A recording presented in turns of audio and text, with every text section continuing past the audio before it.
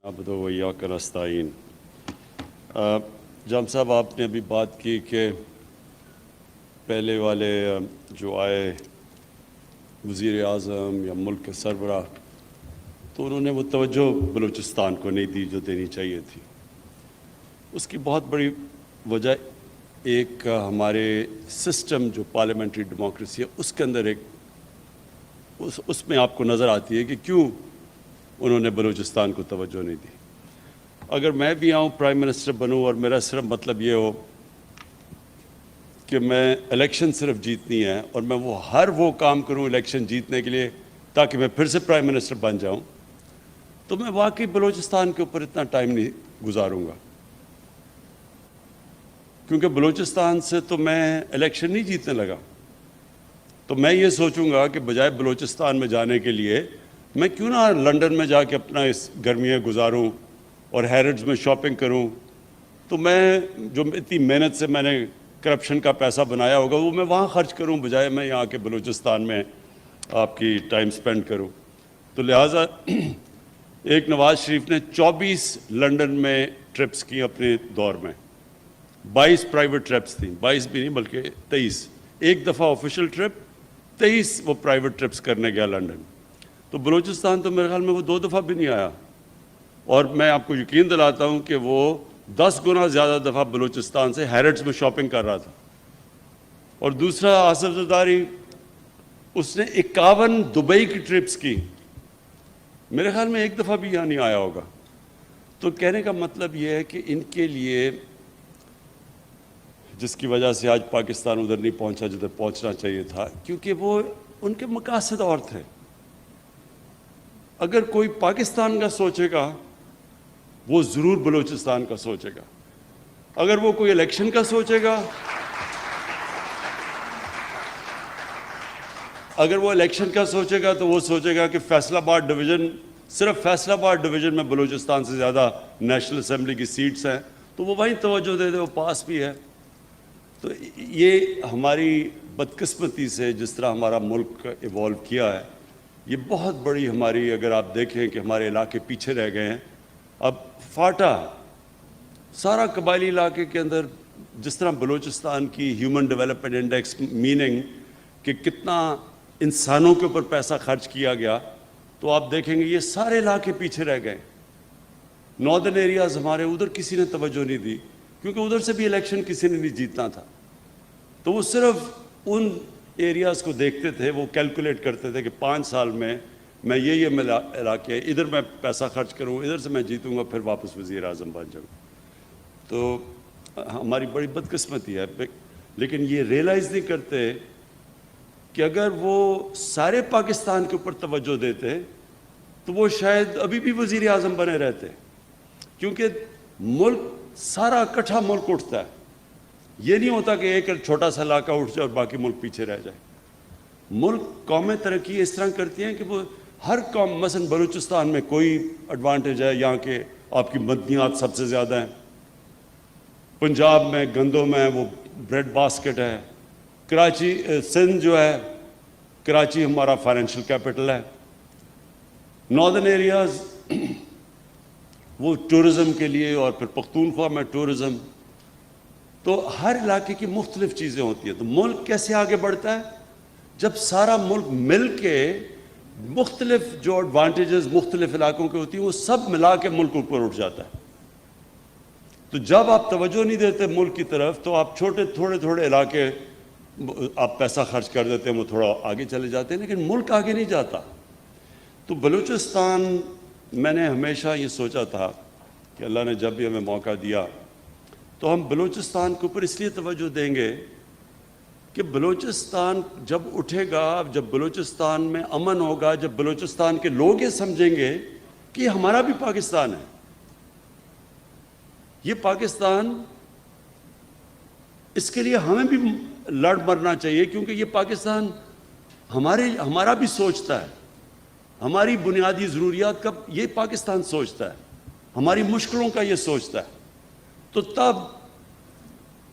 बलूचिस्तान के लोगों को कभी फ़िक्र नहीं हमें होनी चाहिए थी कि इंसर्जेंट्स आ गए हैं या ये जो तहरीक में लगे हुए हैं। میں ویسے سوچ رہا ہوں ان سے بھی بات کرنے کا کہ یہ ہو سکتا ہے کہ ان کو پرانے زمانے میں رنجے ہوں اور استعمال بھی ہوں، دوسرے ملکوں سے ہندوستان ان کو استعمال کرے انتشار پھیلانے کے لیے، لیکن اب تو وہ نہیں ہے حالات۔ کبھی بھی بلوچستان کی تاریخ میں ایک فیڈرل گورنمنٹ جو کہ بڑے مشکل معاشی حالات سے نکل رہی تھی، اور ابھی بھی اللہ کا شکر ہے ہمارے حالات ابھی بہتر ہیں، لیکن وہ حالات نہیں کہ ہم اتنا زیادہ بلوچستان کو پیسہ دے سکیں federal P S D P سے، جبکہ اتنی زیادہ ہمارے اوپر پنجاب میں، اور پنجاب کے لوگ سب سے بڑا صوبہ ہے، وہاں سے بڑی ڈیمانڈز ہیں، سارے پاکستان سے ڈیمانڈز ہیں، لیکن سب سے زیادہ پیکیج ہم نے بلوچستان کو اس لیے دیا کہ ہمارا خیال ہے کہ بلوچستان کے لوگوں سے واقعی انصاف نہیں ہوا، وہ پیچھے رہ گئے، اور بلوچستان سے سینٹر نے بھی انصاف نہیں کیا، اور بلوچستان کے اپنے سیاستدانوں نے بھی اس سے انصاف نہیں کیا۔ جو پیسہ آتا بھی تھا میرے خیال میں وہ بھی صحیح طرح نہیں لگا، اور وہ لوگوں نے اپنی ذات کے اوپر وہ پیسہ خرچ کیا ہوگا، لیکن بلوچستان کے لوگوں کے لیے جو پیسہ جانا چاہیے تھا، اس لیے وہ جو سارا ایک احساس محرومی پھیلنی شروع ہوگی بلوچستان میں، یہ کبھی نہ پھیلتی اگر بلوچستان کے لوگ بھی جو اپنے پولیٹیشنز تھے وہ بھی اپنا صحیح معنی میں اندر جو بھی پیسہ ملتا تھا وہ صحیح معنی میں خرچ کرتے۔ تو میں صرف آپ کو یہ بتانا چاہتا ہوں کہ ایک تو ہم نے سب سے بڑا اپنا پیکیج دیا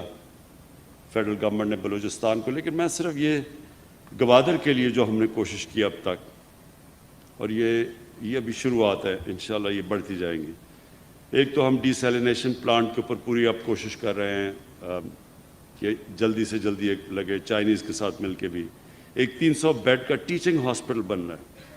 یہ ٹیچنگ ہاسپٹل زیادہ ضروری ہوتا ہے، اس سے پھر آپ کے ڈاکٹرز بھی ٹرین ہوتے ہیں یہاں، آپ کی نرسز بھی ٹرین ہوتی ہیں، تو وہ صرف یہی نہیں کہ ہاسپٹل علاج کرتا ہے، وہ ٹرین بھی کرتا رہتا ہے۔ اس کے بعد پھر جو جام صاحب نے بھی بات کی کہ یہ جو باہر سے بڑے بڑے ٹرالرز آتے ہیں اور ہمارے صدیوں سے یہاں لوگ، ان کی صرف روزگار ہی ہے کہ سمندر میں مچھلیاں پکڑیں، اور یہ بڑے بڑے ٹرالرز آتے ہیں اور وہ آہستہ آہستہ جو ان کا روزگار ہے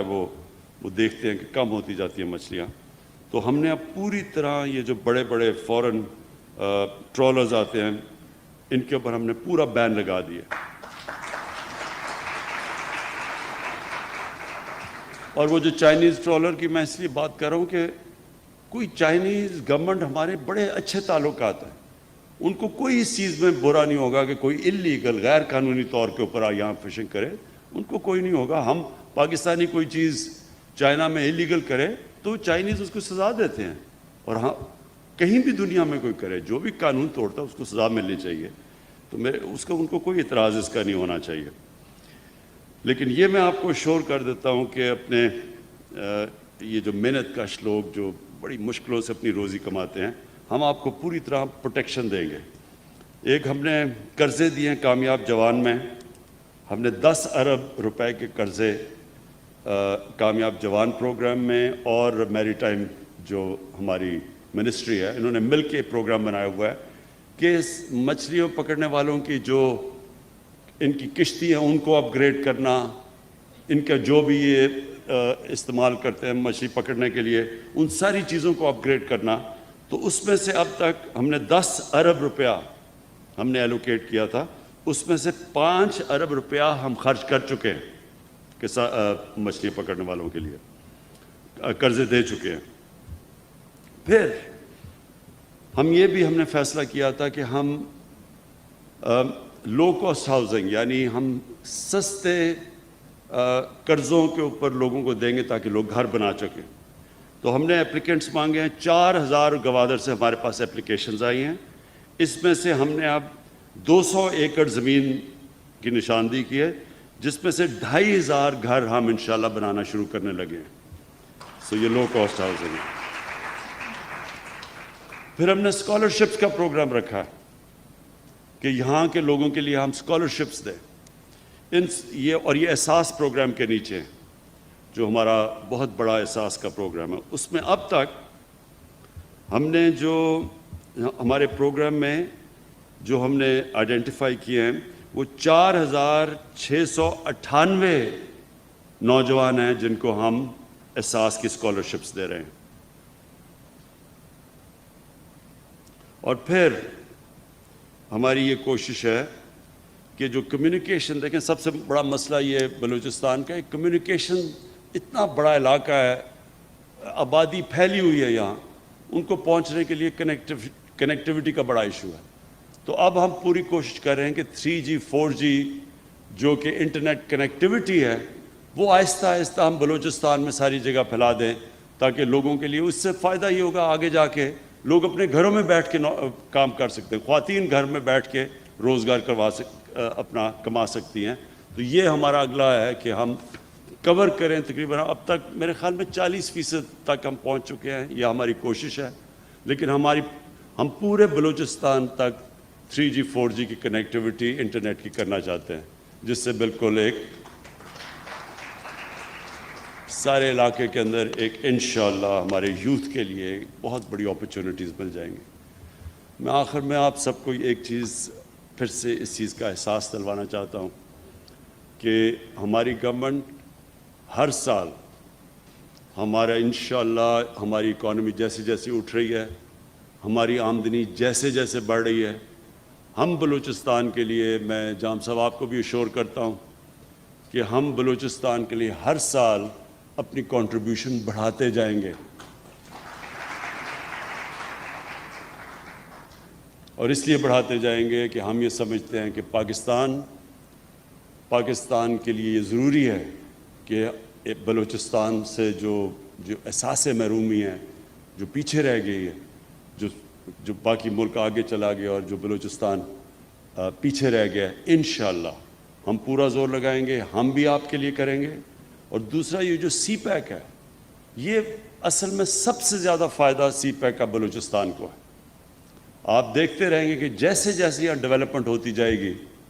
جیسے جیسے یہاں انویسٹمنٹ ہوتی جائے گی، انڈسٹری آئے گی یہاں، تو سب سے زیادہ فائدہ